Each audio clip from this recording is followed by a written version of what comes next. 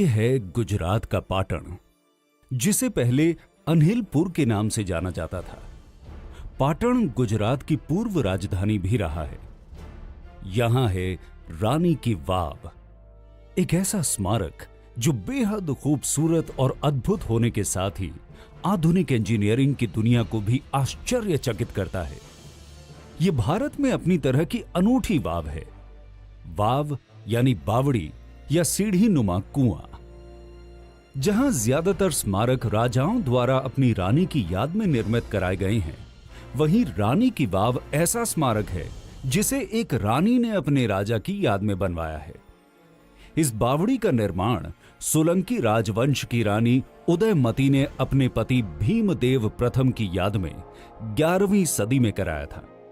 ये बावड़ी न सिर्फ जल प्रबंधन प्रणाली में भूजल संसाधनों के उपयोग की तकनीक का बेहतरीन उदाहरण है, बल्कि भारतीय भूमिगत वास्तु संरचना का भी सबसे विकसित नमूना है।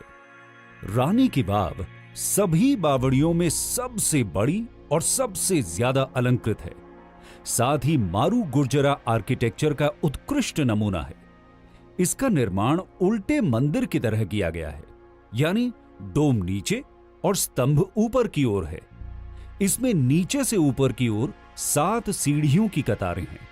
7 मंजिला इस वाव की हर मंजिल पर बहुत ही उच्च कलाकृतियों का निर्माण किया गया है, जिनकी मुख्य विषय वस्तु भगवान विष्णु के रूप और अवतार हैं।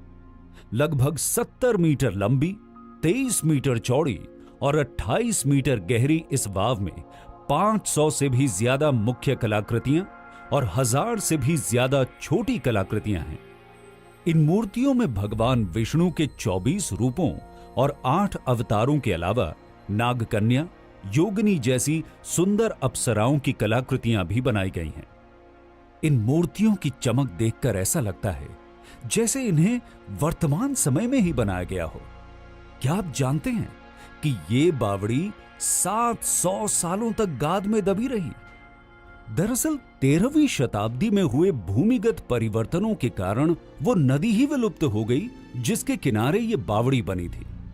बताया जाता है कि भूमिगत प्लेटों के खिसकाव के कारण इस क्षेत्र में बाढ़ आई और बाढ़ थमने के बाद ये क्षेत्र गाद में दब गया। ये गाद इतनी अधिक थी कि इसने 28 मीटर गहरी इस वाव को भी जमींदोज कर दिया। वाव के लंबे समय तक गाद में दबे रहने को ही इन मूर्तियों की चमक का कारण माना जाता है।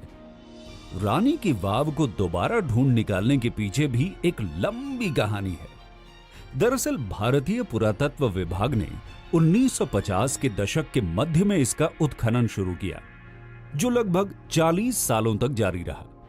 आखिरकार 1980 के दशक के उत्तरार्ध में पुरातत्व विभाग को सफलता हासिल हुई और फिर से ये बावड़ी अपने वर्तमान रूप में आ गई। बताया जाता है कि वाव में पहले 292 स्तंभ थे जिन पर ये मंजिलें टिकी थी, लेकिन अब 226 स्तंभ ही बचे हैं। साथ ही अब ये बावड़ी पानी का स्रोत भी नहीं है।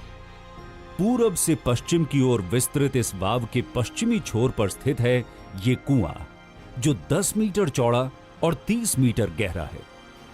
कहते हैं लगभग 50 साल पहले इस कुएं में पानी जमा रहता था, जिसमें औषधीय गुण पाए जाते थे और इस पानी का उपयोग कई गंभीर बीमारियों के उपचार में किया जाता था। पानी में औषधीय गुण का कारण वाव के इर्द गिर्द लगे आयुर्वेदिक पौधों को माना जाता है।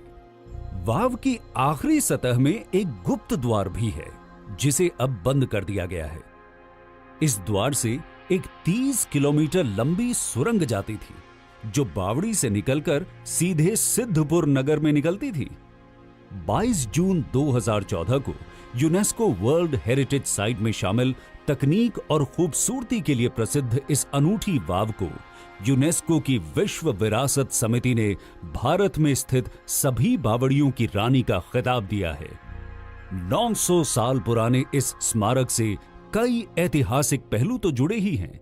साथ ही यह स्मारक आधुनिक इंजीनियरिंग की दुनिया को चुनौती भी देता है। तो क्यों ना इस बार गुजरात जाकर इस बेहद खास और अनोखी बावड़ी की सैर की जाए।